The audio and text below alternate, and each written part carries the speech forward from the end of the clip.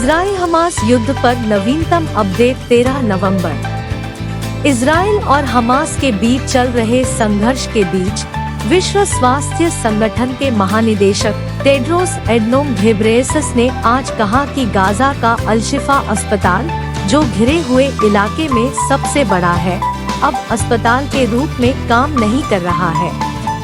यह इजराइल और गजान स्वास्थ्य मंत्रालय के बीच ईंधन की गंभीर कमी को लेकर विवाद के बाद आया है, जिसके परिणामस्वरूप कई समय से पहले बच्चों की मौत हो गई। इजराइल की सेना का दावा है कि उसने समय से पहले बच्चों के इनक्यूबेटरों का समर्थन करने वाले एक आपातकालीन जनरेटर के लिए शिफा के पास रात भर में 300 लीटर ईंधन रखा है।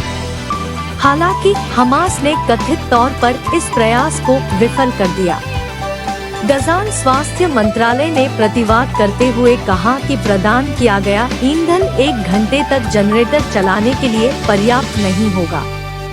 इजराइल के प्रधानमंत्री बेंजामिन नेतन्याहू ने संघर्ष विराम के लिए तत्काल कॉल को खारिज कर दिया है, जब तक कि इसने 7 अक्टूबर की हिंसा के दौरान हमास द्वारा पकड़े गए लगभग 240 बंधकों की रिहाई शामिल न हो, जिसने वर्तमान संघर्ष को जन्म दिया।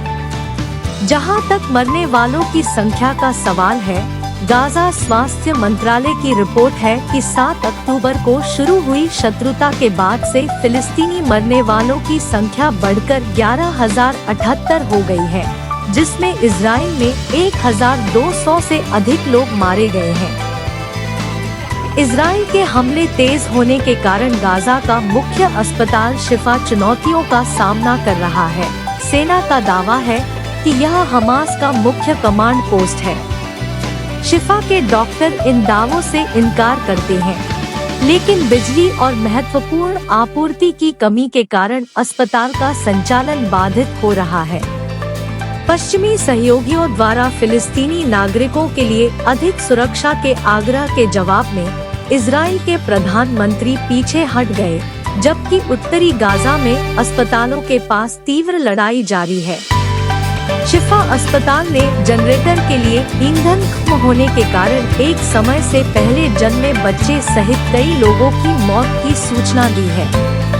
इस बीच गाजा शहर में जीवन अभाव, राशनिंग और हताश भय से चिन्हित है।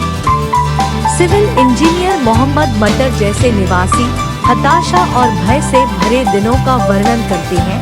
चल रहे संघर्ष के बीच बुनियादी संसाधन तेजी से दुर्लभ होते जा रहे हैं।